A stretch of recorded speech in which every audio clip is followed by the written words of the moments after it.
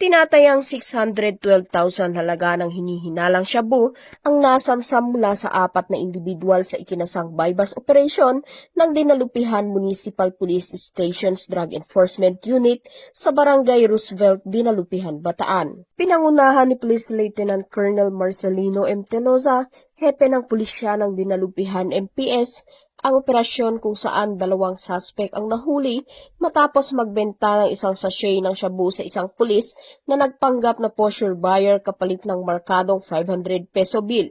Kasabay din na aresto ang 2 pang individual na aktong gumagamit ng pinagbabawal na gamot. Na-recover mula sa mga suspect ang markadong pera, 5 medium-sized sachets at 3 small sachets ng hinihinalang shabu, pati na rin ang ilang drug paraphernalia.